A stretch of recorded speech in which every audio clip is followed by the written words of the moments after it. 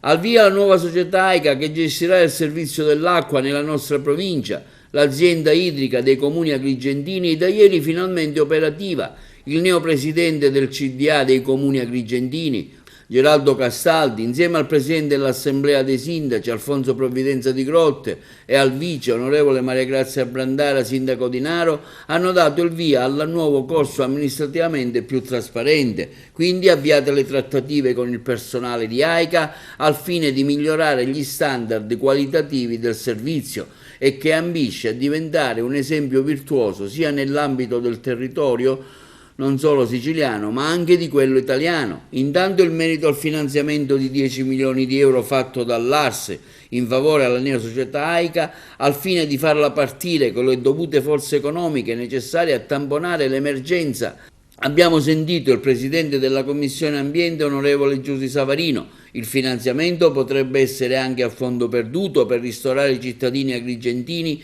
delle sofferenze che hanno avuto per le vicende passate proprio in merito alla mancata distribuzione idrica e alla penuria che gli abitanti hanno dovuto subire negli anni. Il Presidente Musumeci ha individuato subito una risposta immediata all'aiuto che era stato chiesto dal prefetto e dai comuni.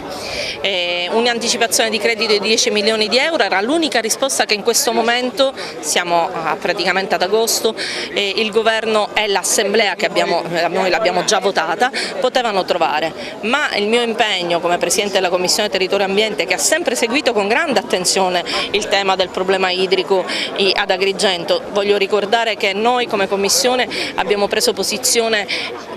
attraverso una risoluzione votata all'unanimità contro le inadempienze e le tante irregolarità di Girgenti Acque molto tempo prima che arrivasse la magistratura. La politica ogni tanto arriva anche prima, con coraggio. Ecco, io continuo a seguire con grande attenzione in Commissione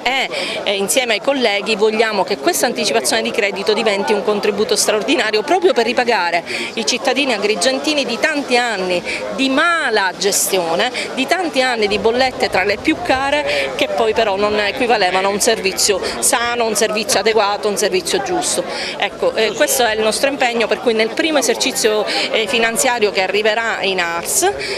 troveremo di cambiare questa anticipazione in contributo straordinario.